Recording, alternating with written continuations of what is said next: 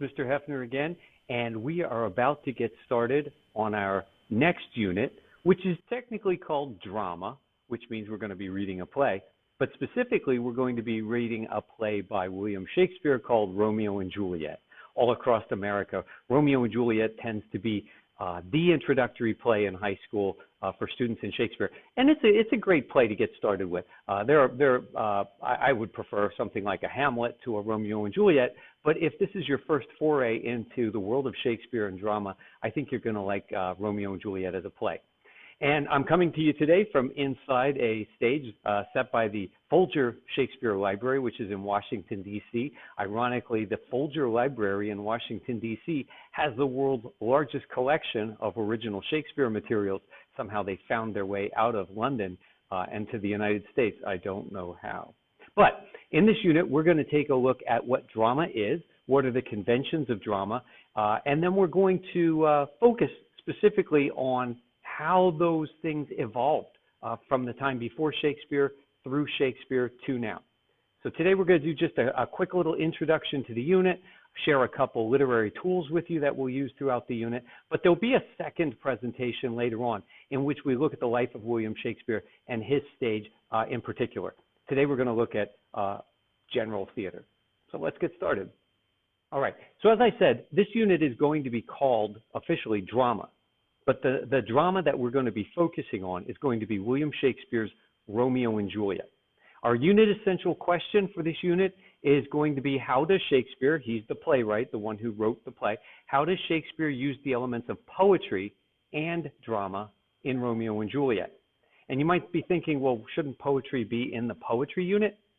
It would be, but in Shakespeare's time, most of the plays had at least some line written in poetry. And through parts of Shakespeare's life and with certain plays, he wrote nearly the entire play in a poetic form. As he matured and maybe as conventions changed in theater for his time period, when he got to his later plays, there was less poetry in them by that point.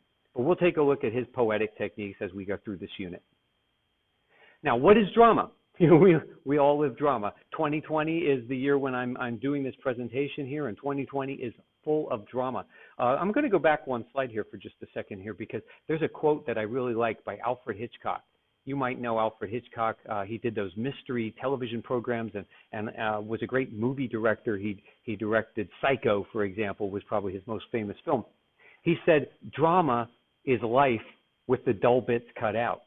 That's kind of fascinating because what you want to do when you perform something on stage is not have the ordinary everyday small talk. Hey, how's it going? Okay, fine. How about you? Kind of thing. We want to take all those high points, the stuff in life that we call drama, and you put that on the stage, and that's how you create stage drama.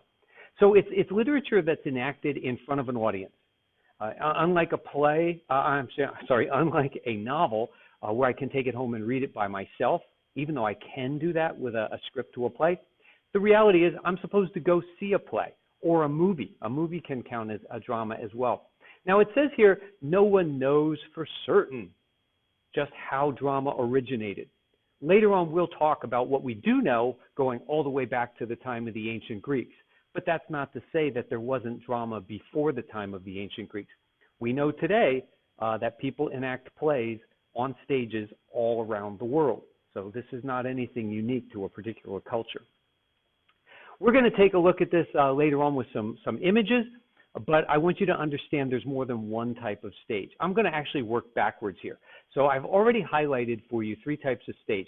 One of them right here is what's called the proscenium stage, or sometimes they call that the picture stage. That's the modern stage that we use most of the time. In fact, right over here, this little kind of graphic that I have with these people watching, this is what we would call a proscenium stage. It's called a picture stage because it's like this is the picture frame with your curtain and the stage, and everything happens within that frame. That kind of stage came about in about the 19th century, and it's stuck. We use that one a lot. It's what we have here at Conrad Weiser in our own auditorium. In Shakespeare's time, they were using something called a thrust stage. So the back part of the stage looked pretty much like the proscenium stage, but then the stage actually came out into the audience, so the audience would be around it on three sides. And so think of how much closer you can get to the actors if you put the audience around the stage instead of just in front of it. And then the oldest type of stages that we know for sure existed are the ones like the ancient Greeks used. We call those arena stages. That was generally a round-ish stage, and the audience was all around the stage. That brings everybody really close to the actors, but it causes some problems. It might also mean that some actor is going to have his back to you at some point because you can't face 360 degrees around you. It also means that you can't use fancy sets or maybe even sets of any kind, because if I put up a building or something like that, it's definitely going to block some audience member's view. And it also makes it hard for the actors to get on and off the stage because they would literally have to go through the audience. So arena stage, thrust stage, proscenium stages, you're going to need to be able to describe each of these three and talk about how they might be used. We'll talk about this later. But one of the things to keep in mind is they're all in use today, all right? We still use all of these. Every once in a while, actors will want to perform in an arena stage, or a lot of theaters today still have the thrust stage, where you have the main part of the stage, but actors can come out into the crowd that way. Proscenium stage is most common, but that doesn't mean we've dropped the others. The two types of plays. So all plays generally fall into two main categories. I know we've broken this down into little subcategories today, but comedy and tragedy. And down here you see this image I put here. Famous image represents theater of the two masks. The ancient Greeks wore masks. Every time they performed, all of the actors on stage had a mask. And we kind of get the idea because of the mask that comedies are funny and tragedies are sad. And today, that is largely true. But going back to Shakespeare's time and beyond that, it was a little bit more complex. In Shakespeare's time and beyond that, a comedy was a play in which the main character ended up better off at the end of the play than when he started. And a tragedy was the opposite. In a tragedy, the main character ended up worse off, usually dead, which is pretty worse off. And there were other little elements that have to work in there as well. So, for example, in a tragedy, a true tragedy, the main character brings about his own downfall because of some character flaw that he has. He might be greedy, or he might be jealous, or he might be quick to anger. And because of these faults, he ends up bringing about his own destruction. Comedies, on the other hand, they were light, they were funny, but there are often funny parts to tragedies as well, and there are sad parts to comedies. In a comedy, usually what happens is the main character makes some kind of gamble, does something, it looks like his world is going to fall apart, but then there's this little twist of fate, and by the end, his wealth and happiness just shoots sky high, and everything turns out great. Now, here's a word I want you to this is one that people miss every single year. The word is playwright, W-R-I-G-H-T. If you're an author and you produce a novel, we can call you a writer, but that's W-R-I-T-E. This is spelled differently. And the reason it's spelled differently is because we understand that playwrights have so much more to do. They've got to pack so much into just maybe 2 hours of performance, develop all the characters in that time, give them just the perfect lines. Sometimes they need to move the play ahead without the benefit of a narrator. They need to consider things like what we call subtext, the messages underneath what is actually spoken. Characters may say one thing, but the audience realizes there's more meaning to it than that. So the word write, W-R-I-G-H-T, is often used in words where somebody builds. So in old times, when somebody would build wheels for wagons, you were called a wheelwright because you build it. And playwrights are thought at sort of another level. They build the play. So you can read this paragraph on your own then, but here it says, a playwright in contrast must depend upon the interpretations given by everybody else, pull all these things together, collaborate with a whole bunch of other people. And so the job for a playwright is to take all these little parts and build a show out of that. The script, this one you probably know, it's the written form of a play. So we have dialogue, which is the speaking part of the play, but then there are also things like stage direction. A playwright will often write in when a character shows up on stage, what that character is wearing, what kind of facial expression, is there music playing in the background, what would that music be? And when you take things like the descriptions of the settings, the dialogue that people speak, descriptions of the characters, a list of all the characters, and then you put in stage directions, that's when you have a script. So it's the written form of the entire production. Now, actors use these terms. You'll always have this map available to you. I'll never ask you to remember these parts without looking at the map, but I'd like you to be able to read it. So actors always describe everything that happens on stage from their point of view, not from the audience point of view. So here's a stage looking down from above, and this would be the front of the stage. So out here is where the audience is, okay? So these yellow lines represent the audience. And this back here might be where actors go to change their costumes and get off stage. So one of the things that often goes into a script is something called blocking notes. These are blocks, right? And blocking notes tell characters where they stand. What side of the stage do you come in? Imagine this. I mean, if a character just walks on stage from the wrong side, everybody else is looking the wrong direction and expecting something, and it doesn't happen. So you would get directions like, you then walk from up left to down right, which means you would kind of go this direction here. So again, the audience is out here. This looks like the left, and this looks like the right, but we're doing it from the actor's point of view. So the actors are facing the audience, so this would be the actor's right and the actor's left. Moving back away from the audience is moving up. Moving close to the audience is moving down. I know it's complicated. I already mentioned this word dialogue. Dialogue occurs whenever people have a conversation. It is literally conversation. So in a play, we call the speech of the actors in a play dialogue. Now, die means more than one. Usually means two, but we'll just say more than one at this point. When I have a couple characters on stage all speaking, that's dialogue. But every once in a while, like this Hamlet fellow seems to be doing up here in the box, you might have a character come on stage and give a long speech. One character just speaking out loud. Sounds weird, like we don't talk to ourselves out loud most of the time, but you have to do that in a play. In a book, I can read what a character's thinking. In a play, the character literally has to think out loud. So any long speech in which a character is alone and speaks out loud is called monologue. So dialogue versus mono, which means one. When that monologue is a character thinking out loud, should I go to this? If I go to this, then she will think that. But if I don't go, then she... That's what's called a soliloquy, all right? And the root word sol right here is the same root that we have, for instance, in solo. You play solo when you're all by yourself. You're not playing your musical instrument with other people. We call it a solo. And a soliloquy is a monologue, but nobody else is on stage. You're just speaking out loud and thinking. Every once in a while, a character will just turn right to the audience. Sometimes they call this breaking the fourth wall today. But sometimes a character will just turn right towards the audience and say something like, "Can you believe what this guy just did?" And then they go right back to acting in the play. We call that an aside.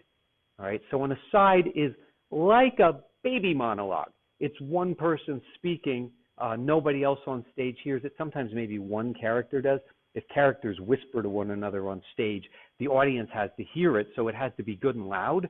But we do some gesture like this, so the audience realizes nobody else on stage heard that. And we call that an aside. Now, plays are broken down into big chunks called acts, and they usually move the play along. And then scenes are every time the location changes in a play, the scene changes. Today, if you go see modern plays, almost all modern plays are made up of two acts. There's a longer act, an intermission, and then a shorter act which wraps up the play. In Shakespeare's day, I don't know of any plays from Shakespeare's time that deviated from the 5-act rule. Every Shakespeare play has 5 acts, all right? If I ask you how many acts are in Romeo and Juliet, you're going to say 5. If I say to you, how many acts are in Hamlet, don't say, I don't know, we didn't do Hamlet. No, it's still Shakespeare, so it's still going to be 5, all right? That's a rule. Doesn't change for Shakespeare. Now, each act can have a varying number of scenes. Sometimes Shakespeare writes an act that has just one scene. The scene is the act. Sometimes you might have up to 6 or 7 different scenes, especially in action plays where you go, let's say you have one of Shakespeare's history plays, and we've got the English over here and the French are over here, and they're going to fight one another. We spend a little time with the English, then we go back to the French, then back to the English, then back to the French. Plays like that have a lot of scenes because we keep switching back and forth. Now, here's a word that should be easy to remember. Spectacle. Has to do with seeing things. Sometimes in the old days, they called eyeglasses spectacles. A spectacle is something that you see, but it's really more than that. So in the world of drama, we call the entire event the spectacle. It's everything that the audience can perceive with their senses. So it's the sounds on stage, it's the costumes, it's the bright colors, it's any special effects or lighting effects that there might be, it's any music. And some people even say that the spectacle includes the audience. So if people dress up and go out and have a good night on the town, seeing the other members of the audience there on this night can be part of the spectacle as well. And in Shakespeare's time, you got to think about this here from Shakespeare's, the people of Shakespeare's time. Most people wore homemade clothing, hand-spun clothing. It was dyed with natural dyes, so you don't have really bright colors like oranges and creams and purples and stuff like that. They wore browns and tans and grays. And so when these people used to just seeing everybody wearing brown and tan and gray goes out to a play, and suddenly on stage you have these actors wearing reds and greens and yellows and even things like jewelry, diamonds and gold thread and silver thread woven into their clothing, these colors, it just blew them away. So even costumes were, they were part of the excitement. Costumes back then might be like fireworks to us today. It was just something that people didn't get to see on a daily basis. All right, a couple other quick terms here. Stage we talked about, and stage is any platform where the play takes place. And I want you to remember the 3 types: the arena stage, which is the one in the round where the audience is all around it; the thrust stage, where the audience is on 3 sides; and then you have the proscenium stage, which is the modern picture stage. The audience is in front, and it's like you're watching everything in this little television screen kind of thing. Everything happens inside that little box. The set is anything that you put on the stage. Sometimes today, modern plays will use nothing on the set. They'll use a completely blank stage, and the actors help us use our imagination to envision what's there. Other times, the sets can be really dramatic. For example, I remember when Miss Saigon was playing on Broadway, they had a full-size helicopter which would come in and land. It was all special effects, but that was part of the set. Now, a lot of times we talk about props, right? If I'm going to carry a sword onto the stage for a battle scene, the sword is my prop. It's anything that we can carry on and carry off with us that helps us make the play happen. The word prop is actually just a clipped word. Originally, the word was, like it says here, it was properties, and we've just clipped that down to props. Sound effects, really, it's got to be kind of a fun thing to figure out. How are we going to make a sound for thunder? How are we going to make a sound for this and that?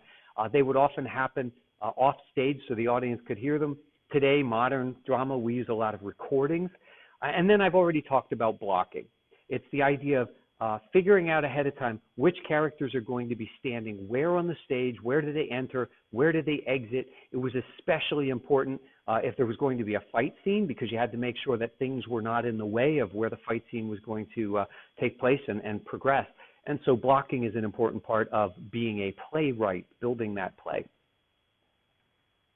All right, so let's just go through. You might have a check for understanding quiz to take. I'm going to go through the questions with you right now, and you can answer them as we go, and maybe even write them down if you like. So we're going to do a little bit of matching here. We're going to, it looks like fill in the blank, but it's really matching. We're going to take the terms at the top, and we're going to figure out which one goes best with each statement. So let's do number 1 here. A statement intended to be heard by the audience or by a single other character, but not by the others. What would that be? That would be an aside. And remember, an aside can happen 2 ways. I can just turn to the audience and say something to the audience that nobody else on stage hears, or I might just turn to my friend, do a gesture like this, shout it out, and my audience would understand nobody else on stage heard that, okay? The general speech of all the actors in the play, that's just dialogue. That's what you're going to have the most of in any play. When you put all of this down, the asides, the dialogue, the costume directions, the character descriptions, the blocking, the stage directions, that's what we call the script. The script is the written form of everything that happens in the play. When one character is alone on stage and gives any speech, that can be an aside. It could also be a monologue. I would probably prefer monologue rather than aside here. And long speeches given by actors in a play when they're thinking out loud for the benefit of the audience, monologue is okay. But again, I think that soliloquy would be a better choice for that one right there. All right, so I would actually take both of these right here, and I would make this one monologue, and I would make this one soliloquy, because they would be much more accurate that way. How about this one? The open air amphitheaters from classical times. We call those, these are the ones the Greeks used, those are the arena stages. Those are the ones where the audience is all around the stage. The plays of Elizabethan England, including Shakespeare's plays, how many acts are in Romeo and Juliet? Remember, you know the answer. How many acts are in Hamlet? You know the answer. How many acts are in Two Gentlemen of Verona? You may not have ever even heard of that Shakespeare play, but you know how many acts it has. It's always going to be 5. Shakespeare's plays are always 5 acts. Okay, here's your map. I promised you. You never have to answer any questions about this without the map. If an actor stands in the middle of the stage, on the edge nearest the audience, that would be right down here. Middle of the stage, right near the audience, that is going to be down center. If the actor moves to his right, he'd be down right. Remember, his right is the audience's left. How about this? Spectacle, the last term we looked at. What does it refer to? An energetic musical show, a spotlight placed on a single actor on stage, all the elements of drama that an audience can perceive, or a play that receives a negative review from critics. And again, it's everything. It might even be the smells, the scent of going out to the theater. All right, some more fill in the blanks here. Some of these are repeats, but it's from a separate set of questions. Number 1, a written form that contains dialogue and stage directions is the script. One long speech given by an actor is called, any long speech given by an actor is called a monologue, right? What type of stage was most commonly used in Elizabethan England? That would be the thrust stage. Lights, curtains, costumes, makeups, they all add to the spectacle. And what is the act of determining how you move on stage? That is called blocking. Really important, especially if they're going to be fight scenes on stage.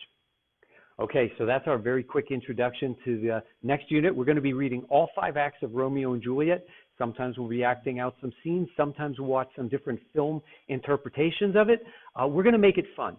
So Shakespeare can seem a little bit daunting. The language is difficult. And sometimes, and I used to do this when I was a young teacher 400 years ago, sometimes teachers try to teach every little aspect, and it takes all the joy out of the play. Our number 1 goal is going to be, let's understand this play and enjoy it, and along the way, we'll try to appreciate some of the things Shakespeare did with his time. All right? All right, we'll have fun with this unit. I'll see you guys soon.